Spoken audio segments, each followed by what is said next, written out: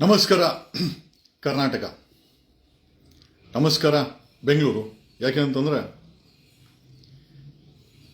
ಬೆಂಗಳೂರಲ್ಲಿ ಕರ್ನಾಟಕ ರಾಜಧಾನಿಯಾದಂಥ ಬೆಂಗಳೂರು, ಕರ್ನಾಟಕದ ಸರ್ಕಾರ ವಿಧಾನಸೌಧ ಇರುವಂಥ ಬೆಂಗಳೂರು, ಒಂದು ಸಮಯದಲ್ಲಿ ಈ ಬೆಂಗಳೂರಿನ ಕಟ್ಟಿದ ಕೆಂಪೇಗೌಡರು ಕೊಟ್ಟಂಥ Bengaluru, once upon A time garden city ಅಂತ ಹೇಳ್ತಾ ಇದ್ದಂಥ ಬೆಂಗಳೂರು, ಒಂದು ಸಮಯದಲ್ಲಿ ಐ ಥಿಂಕ್ ಒಂದು ಸುಂದರವಾದ ತಾಣವಾಗಿದ್ದಂಥ ಬೆಂಗಳೂರು ಪ್ರಗತಿ ಅನ್ನೋ ಹೆಸರಲ್ಲಿ, ಡೆವಲಪ್ಮೆಂಟ್ ಅನ್ನೋ ಹೆಸರಲ್ಲಿ ಕಳೆದ 30 ವರ್ಷದಲ್ಲಿ ತನ್ನ ಹಸಿರು ಸೌಂದರ್ಯವನ್ನು ಕಳೆದುಕೊಂಡು ಬರೀ ಕಾಂಕ್ರೀಟ್ ಜಂಗಲ್ ಆಗಿ ಇವತ್ತು ಬೆಂಗಳೂರು ಉಳಿದಿದೆ. ಇಲ್ಲಿ ಸಮಸ್ಯೆಗಳ ಮಹಾಪೂರವೇ ಇದೆ. ಸಮಸ್ಯೆಗಳು ಒಂದೆರಡಲ್ಲ. ಯಾಕೆಂದರೆ ಇಲ್ಲಿ ಬೆಂಗಳೂರಲ್ಲಿ ಜೀವನ ಮಾಡ್ತಾ ಇದ್ರೆ ಖಂಡಿತವಾಗಿ ನಿಮಗೆ ಬೆಂಗಳೂರಲ್ಲಿ ಜೀವನ ಮಾಡೋದು ಎಷ್ಟು ಕಷ್ಟ, ಎಷ್ಟು ಸಮಸ್ಯೆಗಳಿದೆ.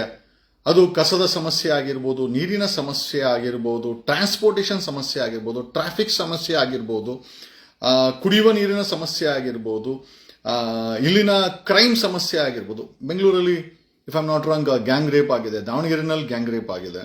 ಸೊ ಬೆಂಗಳೂರು ಒಂದು ರೀತಿಯ ಸಮಸ್ಯೆಗಳ ತಾಣವಾಗಿದೆ.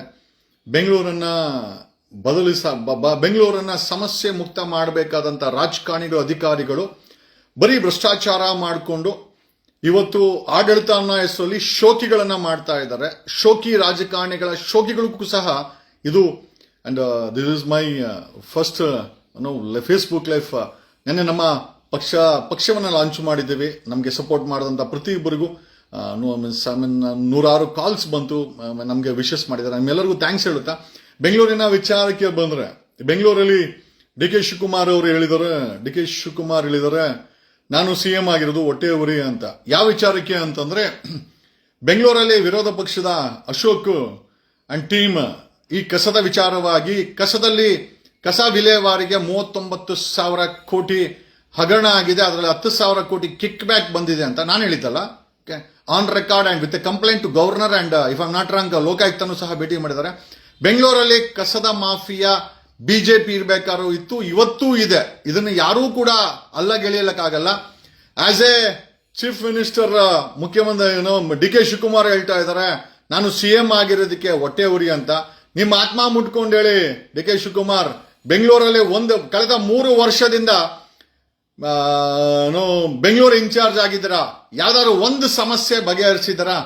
ಬೆಂಗಳೂರನ್ನ ಅಭಿವೃದ್ಧಿಯನ್ನ ಹೆಸರಲ್ಲಿ ಬರೀ ಹಸರನ್ನ, ಇಲ್ಲಿದ್ದಂತ ಜಮೀನುಗಳನ್ನ ತಿಂದಾಕಿ ಕುಡಿಯೋ ಜಲ ಏನಿದೆ ಬೆಂಗಳೂರು ವಿಷವಾಗಿದೆ. ಬೆಂಗಳೂರು ಯಾವ ರಸ್ತೆಗನ ಹೋಗ್ಲಿ, ಗುಂಡಿ ಬಿಟ್ರೆ ನಿಮ್ಗೇನೂ ಸಿಗಲ್ಲ. ಗುಂಡಿಗಳ ಬೆಂಗಳೂರು ಆಗಿದೆ. ಬೆಂಗಳೂರಲ್ಲಿ ರಸ್ತೆಗಳಲ್ಲಿ ಬೀದಿಗಳಲ್ಲಿ ಕಸದ ರಾಶಿಗಳು ಸಿಗುತ್ತೆ. ನನಗೆ ಗೊತ್ತಿಲ್ಲ, ನಾನು ನಿಮ್ಮನ್ನೇನೋ ಬ್ಲೇಮ್ ಮಾಡಬೇಕು ಅಥವಾ ನೀವು CM ಆಗಿರೋದಕ್ಕೆ ಹೊಟ್ಟೆ ಉರಿ ಅಂತಲ್ಲ. ನಿಮಗೆ ಅರ್ಥ ಮಾಡಿಕೊಳ್ಬೇಕು, ನೀವು ಮುಖ್ಯಮಂತ್ರಿ ಆಗಿರೋದು ಬರೀ ಸುತ್ತಾಡಕ್ಕೆ ದೇವಸ್ಥಾನಗಳು, ಚರ್ಚ್ಗಳು, ಮಸೀದಿಗಳು, ನಮ್ಮೂರು ಅವರೂರು ಅನ್ನೋದಕ್ಕಲ್ಲ. ಆಡಳಿತ ಅನ್ನೋ ಹೆಸರಲ್ಲಿ ಸಮಸ್ಯೆಗಳನ್ನ ಬಗೆಹರಿಸೋಕ್ಕೂ ಕೂಡ ಡಿ ಕೆ ಶಿವಕುಮಾರ್ ಮುಖ್ಯಮಂತ್ರಿ ಆಗಿರೋದು.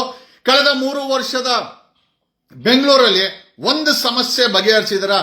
ರೇ ಡಿ ಕೆ ಶಿವಕುಮಾರ್, ಸ್ವೀಡನ್ ಅನ್ನೋ ದೇಶ, ಸ್ವೀಡನ್ ಅನ್ನೋ ಸಣ್ಣ ದೇಶ 20 ವರ್ಷಗಳ ಹಿಂದೆ ಸಾಲಿಡ್ ವೇಸ್ಟ್ ಅಥವಾ ಕಸವನ್ನ ರೀಸೈಕಲ್ ಮಾಡೋ ಒಂದು ಸಿಸ್ಟಮ್ ಅನ್ನ ತಗೊಂಬಂದು ಸ್ವೀಡನ್ ದೇಶವನ್ನ ಕಸ ಮುಕ್ತ ಮಾಡಿದೆ. ಸಿಂಗಾಪುರಲ್ಲಿ ಕಸ ಮುಕ್ತ ರೀಸೈಕಲ್ ಪ್ಲಾಂಟ್ ಗಳನ್ನ ಹಾಕಿ ವಿದ್ಯುತ್ತನ್ನ ತಯಾರು ಮಾಡ್ತಾರೆ, ಬಯೋಫ್ಯೂಲ್ ಅನ್ನು ತಯಾರು ಮಾಡ್ತಾರೆ, ಅದನ್ನ ರೀಸೈಕಲ್ ಮೆಟೀರಿಯಲ್ ಮಾಡ್ತಾರೆ, ಕಸ ಕೊಡೋ ಜನರಿಗೆ ಗಿಫ್ಟ್ ಅನ್ನ ಕೊಡ್ತಾರೆ. ನಾವು ಆ ಭಾಗ್ಯನ ಈ ಭ್ರಷ್ಟ ರಾಜಕಾರಣಿ ವ್ಯವಸ್ಥೆಯಲ್ಲಿ ಖಂಡಿತ ನೋಡಕ್ಕೆ ಸಾಧ್ಯ ಇಲ್ಲ. ಓಕೆ, ಕಸದ ವಿಚಾರ ಇರಲಿ.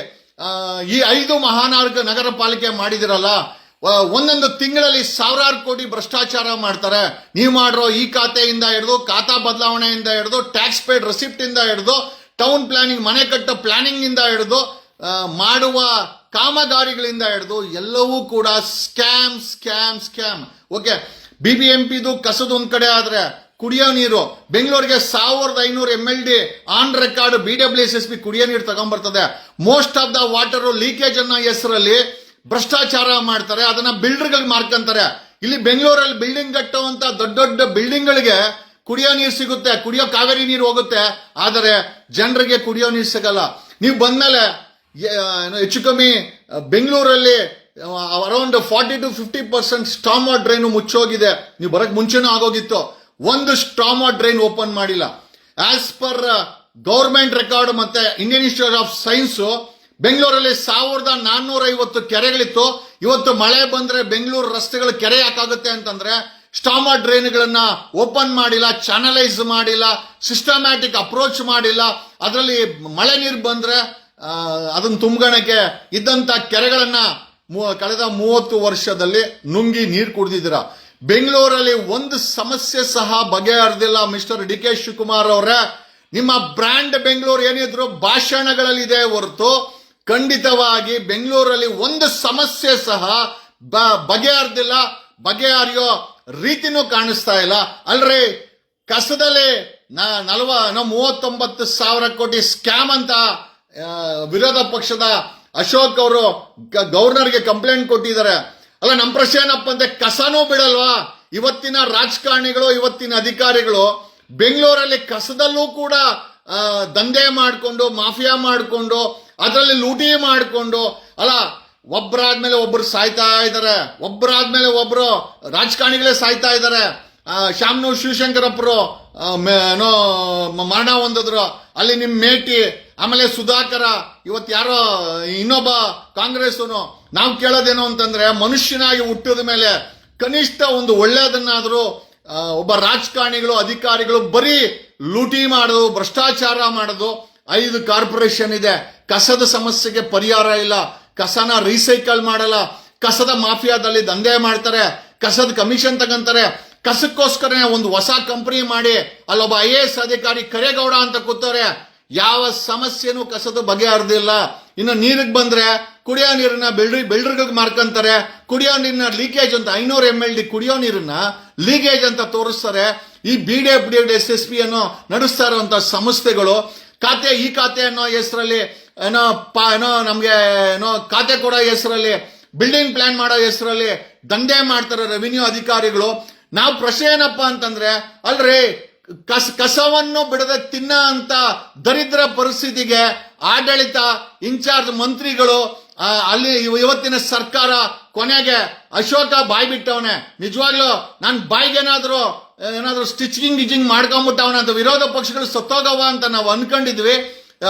ಮೊದಲ ಬಾರಿಗೆ ಅಲ್ಲ, ಬಿಜೆಪಿ ಇರಬೇಕಾದ್ರೂ ಕೂಡ ಇದೇ ರೀತಿಯ ಹಗರಣಗಳು, ಕಸದ ಹಗರಣ ಆಗಿರ್ಬೋದು, ಬೆಂಗಳೂರನ್ನ ಅರ್ದು ತಿಂದಾಕ್ಬಿಟ್ಟವ್ರೆ. ಒಂದು ರಸ್ತೆನಲ್ಲಿ ನಿಮ್ಗೆ ಮರಗಳು ಸಿಗಲ್ಲ. ಆ BL ರೋಡಲ್ಲಿ ಬಿಟ್ರೆ ನಿಮ್ಗೆ ಎಲ್ಲಾ ರಸ್ತೆನಲ್ಲೂ ಬರೀ ಗುಂಡಿ ರಸ್ತೆಗಳು, ಕಸದ ರಸ್ತೆಗಳು, ಬಿಲ್ಡಿಂಗ್ಗಳು. ಆಮೇಲೆ ಇವತ್ತು ರೋಗಗ್ರಸ್ತ ವ್ಯವಸ್ಥೆಯನ್ನ ನೀವು ಮಾಡಿಟ್ಟಿದ್ದೀರಾ. ಖಂಡಿತವಾಗಿ ಹೇಳ್ತೀವಿ, ಡಿ ಕೆ ಶಿವಕುಮಾರ್ ಅವರೇ, ಮುಂದೆ ಇವ ಹೇಳ್ತಾ ಇದ್ದೀನಿ, ಜನರು ಬದಲಾವಣೆ ಬಯಸ್ತಾ ಇದ್ದಾರೆ. ಈ 3 ಪಕ್ಷಗಳಿಗೆ ವೋಟ್ ಹಾಕಿ ಅವ್ರ ಆಸ್ತಿಗಳನ್ನ ಜಾಸ್ತಿ ಮಾಡಿ ಆಮೇಲೆ ವಿಧಿನೇ ಇಲ್ಲ, ಜನಗಳಿಗೆ ಬದಲಾವಣೆ ಬಯಸ್ತಾ ಇದ್ದಾರೆ. ನಾ ಹೇಳ್ತಾ ಇದ್ದೀನಲ್ಲ, ನಮ್ಮಂತವರು ಸಹ ಒಂದೊಂದು ಪಕ್ಷವನ್ನ ತಗೊಂಬಂದು ಜನರ ಮುಂದೆ ಬದಲಾವಣೆ ಮಾಡ್ಕ. We are going to engineer change. ಒಂದು ಬದಲಾವಣೆಯನ್ನ ಇಂಜಿನಿಯರಿಂಗ್ ಮಾಡ್ತಾ ಇದ್ದೀವಿ. We will inject a change. ಒಂದು ರಾಜಕೀಯ ಬದಲಾವಣೆ ಆಗ್ಲೇಬೇಕು. ಯಾವನೋ ಕಾಂಗ್ರೆಸ್ ಕಾರ್ಪೊರೇಟರ್, ಯಾವನೋ ಬಿಜೆಪಿ ಕಾರ್ಪೊರೇಟರ್, ಅವ್ರಿಗೆ ಪಕ್ಷಕ್ಕೆ ಲಕ್ಷಾಂತರ ರೂಪಾಯಿ ಕೊಡು, ಕೋಟ್ಯಾಂತರ ರೂಪಾಯಿ ಕೊಡು, ಟಿಕೆಟ್ ತಗೋ, ಭ್ರಷ್ಟಾಚಾರ ಮಾಡು. ನಮಗೆ ಇಂಥ ವ್ಯವಸ್ಥೆ ಬೇಡವಾಗಿದೆ. ಬದಲಾವಣೆ ಬೇಕಾಗಿದೆ. ಸಾಮಾನ್ಯ ಜನರು ರಾಜಕೀಯಕ್ಕೆ ಬರಬೇಕಾಗಿದೆ. ನಾವುಗಳೇ ನಿಂತ್ಕೊಂಡು ಬದಲಾವಣೆ ಮಾಡಬೇಕಾಗಿದೆ. ಈ ಗುಂಡಿ ಬೆಂಗಳೂರನ್ನ ನಾವೇ ಬದಲಾವಣೆ ಮಾಡಬೇಕು. ಈ ಕಸದ ಬೆಂಗಳೂರನ್ನು ಅಷ್ಟೇ ನಾವೇ ಬದಲಾವಣೆ ಮಾಡಬೇಕು. ಮಳೆ ಬಂದ್ರೆ ಕೆರೆ ಆಗೋ ಬೆಂಗಳೂರನ್ನ ನಾವೇ ಬದಲಾವಣೆ ಮಾಡಬೇಕು. ಈ ಗಾರ್ಡನ್ ಬೆಂಗಳೂರನ್ನ ಕಾಂಕ್ರೀಟ್ ಬೆಂಗಳೂರು ಮಾಡಿ ಸರ್ವನಾಶ ಮಾಡಿದಾರಲ್ಲ, ಇದನ್ನು ಸಹ ನಾವೇ ರಿಪೇರಿ ಮಾಡಬೇಕು. ಟ್ರಾಫಿಕ್ ಸಮಸ್ಯೆಗಳಿದೆ, ನೀರಿನ ಸಮಸ್ಯೆಗಳಿದೆ, ರೋಗಗ್ರಸ್ತ ಬೆಂಗಳೂರು, ಭ್ರಷ್ಟಾಚಾರ ತುಂಬಿ ತುಳುಕ್ತಾ ಇದೆ. 150 police ಸ್ಟೇಷನ್ಗಳು mafia ಸ್ಟೇಷನ್ಗಳಾಗ್ಬಿಟ್ಟಿದೆ.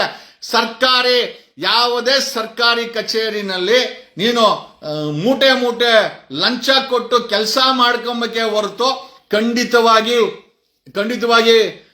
D K Shivakumar ಅವರೇ, ನೀವು CM ಆಗಿರೋದು ಯಾರಿಗೂ ಹೊಟ್ಟೆ ಊರಿಲ್ಲ. ಖಂಡಿತ ಅದೇನೋ ನಿಮ್ಮ ಅದೃಷ್ಟ, ನೀವು CM ಆಗಿದ್ದು ಅಲ್ರಿ.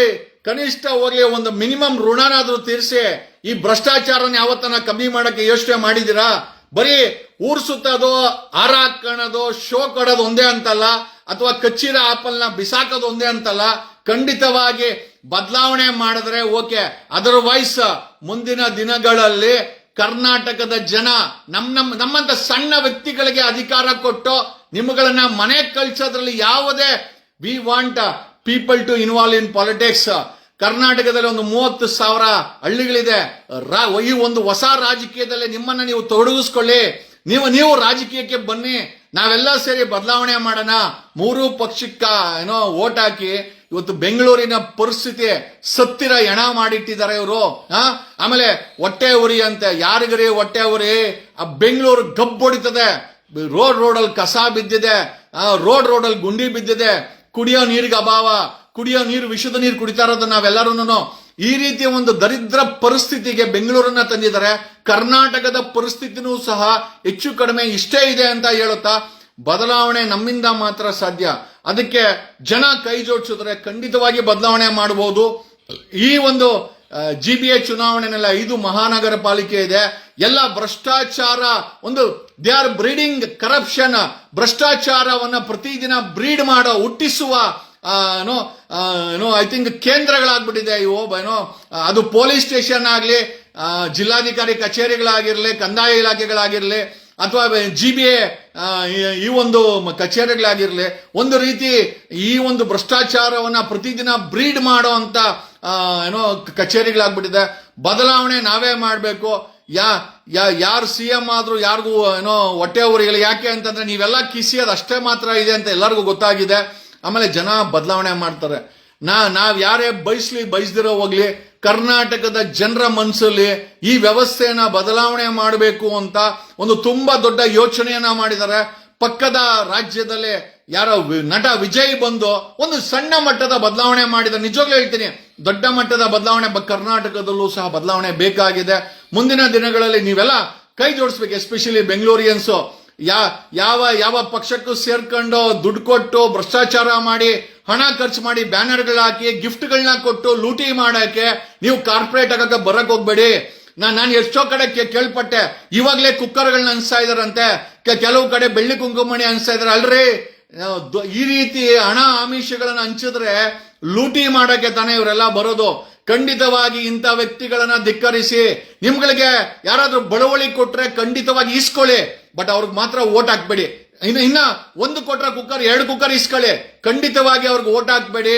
ನಿಷ್ಠಾವಂತ ವ್ಯಕ್ತಿಗಳು ಈ GBA ಚುನಾವಣೆಗೆ ಇವನ್ ನಮ್ಮ ಪಕ್ಷದಿಂದನೂ ಸಹ ನಿಲ್ಲಿಸ್ತೇವೆ. ಒಂದು ದೊಡ್ಡ ಮಟ್ಟದಲ್ಲಿ ಕರ್ನಾಟಕದಲ್ಲಿ ಬೆಂಗಳೂರಲ್ಲಿ ಬದಲಾವಣೆ ಮಾಡಬೇಕಾಗಿದೆ. ಜನಸಾಮಾನ್ಯರು ನೊಂದೋಗ್ಬಿಟ್ಟಿದ್ದಾರೆ.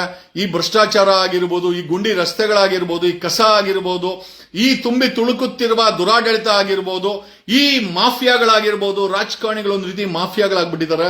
ಈ ಮಾಫಿಯಾಗಳನ್ನ ಸೋಲಿಸಬೇಕು. GBA ಚುನಾವಣೆಲೂ ಅಷ್ಟೇ 3 ಪಕ್ಷಕ್ಕೂ ಖಂಡಿತ ಓಟ್ ಹಾಕ್ಬೇಡಿ.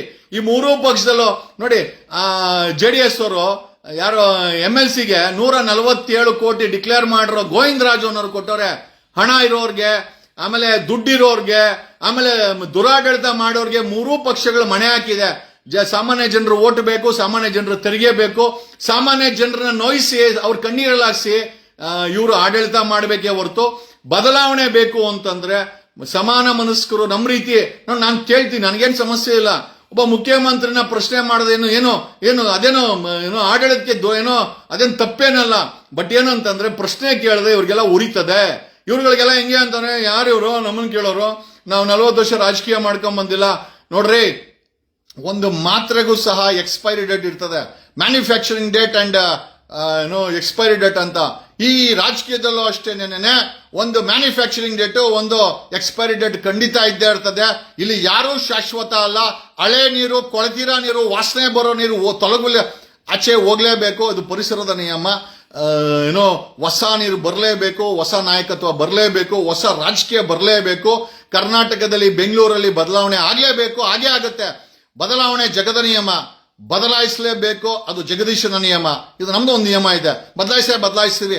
16 ವರ್ಷ ಇಷ್ಟೆಲ್ಲ ಹೋರಾಟ ಮಾಡ್ಕೊಂಡ್ಬಂದು ಬದಲಾವಣೆ ರಾಜಕೀಯವಾಗಿ ಮಾಡಲೇಬೇಕು ಅಂತೇಳಿ ನಾವು ಕೂತಿದ್ದೀವಿ. ಬೆಂಗಳೂರನ್ನ ಬದಲಾಯಿಸುವಂತ ಅವಶ್ಯಕತೆ ಇದೆ, ಕರ್ನಾಟಕವನ್ನ ಬದಲಾಯಿಸುವಂತ ಅವಶ್ಯಕತೆ ಇದೆ. ಅದನ್ನ ಮಾಡ್ತೀವಿ. ನಮ್ಗೆಲ್ಲ ಸಪೋರ್ಟ್. ಐ ನೋ ನೆನ್ನೆ ಒಂದು ದಿವಸನೇ ಒಂದು 2-3 ಸಾವಿರ ಜನ ಕಾಲ್ ಮಾಡಿದ್ದಾರೆ, ಶುಭಾಶಯಗಳನ್ನ ಕಳಿಸಿದ್ದಾರೆ. ಒಂದು 10-15 ಸಾವಿರ ವಾಟ್ಸಪ್ಗಳಿದೆ. ಎಲ್ಲ ನಮ್ಗೆ ಆ ವಾಟ್ಸಪ್ ಅಲ್ಲಿ ರಿಪ್ಲೈ ಕೂಡ ಕೊಡಕ್ಕಾಗ್ತಾ ಇಲ್ಲ. ಜನ ಬೇಸತ್ತಿದ್ದಾರೆ. ಇದು ಜಗದೀಶ್ಗೋಸ್ಕರ ಬೇಕಾಗಿರೋ ಬದಲಾವಣೆ ಅಲ್ಲ, ಈ ಕರ್ನಾಟಕದ ಜನರಿಗೆ ಬೇಕಾಗಿರೋ ಬದಲಾವಣೆನ ನಾವು ಮಾಡಲೇಬೇಕಾಗಿದೆ. ಈ ಭ್ರಷ್ಟಾಚಾರ ಮಟ್ಟ ಹಾಕಿಲ್ಲ ಅಂತಂದ್ರೆ ಮುಂದಿನ ದಿನಗಳಲ್ಲಿ ನಮ್ಮ ಪೀಳಿಗೆ ಇದೆಯಲ್ಲ, ಮುಂದಿನ ಜನರೇಷನ್ ಚೀತು ಅಂತ ನಮ್ಮನ್ನೇ ಹೋಗಿದ್ದಾರೆ. ಯಾಕೆ ಅಂತಂದ್ರೆ ಈ ಸ್ವತಂತ್ರ ಬಂದ ನಂತರ ಇಷ್ಟರ ಮಟ್ಟಿಗೆ ಗಬ್ಬನ್ನ ಮಾಡಿಟ್ಟಿದ್ದೀವಿ. It's time to sanitise, it's time to change, it's time to work for a change, that to political change. ರಾಜಕೀಯವಾದಂತಹ ಒಂದು ಬದಲಾವಣೆಯನ್ನ ಬೆಂಗಳೂರಲ್ಲಿ, ಕರ್ನಾಟಕದಲ್ಲಿ ನಾವೆಲ್ಲ ಮಾಡಲೇಬೇಕು. ಮುಂದಿನ ಪೀಳಿಗೆಗೋಸ್ಕರ, ನಮಗೋಸ್ಕರ. ಇಲ್ಲ ಅಂತಂದ್ರೆ ಈ ಮೈ ಮೇಲಿರೋ ಬಟ್ಟೆಗಳನ್ನ ಇವರು ಬಿಡಲ್ಲ. ಓಕೆ, ಇವ್ರುಗಳಿಗೆ ಕಣ್ಣು ಕಾಣಿಸೋದು ಸದಾಶಿವನಗರ, ಆ ಡಾಲರ್ಸ್ ಕಾಲೋನಿ, ಆ ಬಸವನಗುಡಿ, ಈ 3 ಏರಿಯಾ ಬಿಟ್ರೆ ಬೇರೆ ಯಾವ್ದು ಕಾಣಿಸಲ್ಲ. ಈ 3 ಏರಿಯಾನು ಚೆನ್ನಾಗಿ ಮಾಡ್ಕೊಂಡವ್ರು. ಯಾಕೆಂದ್ರೆ ಈ ಏರಿಯಾದಲ್ಲಿ ಇರೋರೆಲ್ಲ VIP ಗಳು. ಒಬ್ಬೊಬ್ಬ ರಾಜಕಾರಣಿಗಳ ಹತ್ರ ಹೇಳ್ತೀನಲ್ಲ, 99% ರಾಜಕಾರಣಿಗಳ ಹತ್ರ ಕಂಟೈನರ್ ಗಟ್ಲೆ ಹಣ ಇದೆ, ಕಂಟೈನರ್ ಗಟ್ಲೆ ಚಿನ್ನದ ಸ್ಟಾಕ್ ಇದೆ. ಓಡಾಡೋದು ಅರ್ಧ ಡಜನ್ ಹೆಲಿಕಾಪ್ಟರ್ಗಳು ಮಾಡ್ಕೊಂಡಿದ್ದಾರೆ. ನಮ್ಮ ಮನೇಲಿ 2 ವೀಲರ್ಗಳು ಮಾಡ್ಕೊಂಡಂಗೆ ಇವ್ರಗಳ ಹತ್ರ ಪ್ರೈವೇಟ್ ಜೆಟ್ಗಳು, ಹೆಲಿಕಾಪ್ಟರ್ಗಳು, ಕಂಟೈನರ್ ಗಟ್ಲೆ ದುಡ್ಡುಗಳು. ಆಮೇಲೆ ಇವ್ರ ಮಕ್ಕಳೆಲ್ಲ ಓದೋದು ಹೊರಗಡೆ. ನಿಮ್ಮ ಮಕ್ಕಳು ಸರ್ಕಾರಿ ಶಾಲೆಯಲ್ಲಿ ಓದಕ್ಕೆ ಸೋರ್ತವೆ.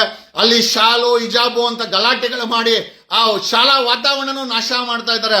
ಇವ್ರ ಮಕ್ಕಳೆಲ್ಲ ಹೊರಗಡೆ ಓದ್ತಾರೆ, ಬೇರೆ ಬೇರೆ ಕಂಟ್ರಿಗಳಲ್ಲಿ ಓದ್ತಾರೆ, ಕೆನಡಾದಲ್ಲಿ ಓದ್ತಾರೆ, US ಅಲ್ಲಿ ಓದ್ತಾರೆ, UK ನಲ್ಲಿ ಓದ್ತಾರೆ, ಆಸ್ಟ್ರೇಲಿಯಾದಲ್ಲಿ ಓದ್ತಾರೆ. ಅವ್ರ ಮಕ್ಕಳನ್ನ ದೂರವಾಗಿಟ್ಟು ಚೆನ್ನಾಗಿಟ್ಟಿದ್ದಾರೆ. ಇಂಪೋರ್ಟೆಡ್ ಕಾರಲ್ಲಿ ಒಳ್ಳೊಳ್ಳೆ ವಿಲ್ಲಾಗಳಲ್ಲಿ ಬದುಕ್ತಾರೆ. ಇಲ್ಲಿ ಭಾರತದಲ್ಲಿ, ಇಂಡಿಯಾದಲ್ಲಿ, ಕರ್ನಾಟಕದಲ್ಲಿ ಬದುಕ್ತಿರುವಂತ ಜನರ ಪರಿಸ್ಥಿತಿ ಎಷ್ಟು ಕೆಟ್ಟದಾಗಿದೆ ಅಂತಂದ್ರೆ ಇವತ್ತು ಎಂಟೈರ್ ವಾತಾವರಣ ಕಲುಷಿತವಾಗಿದೆ.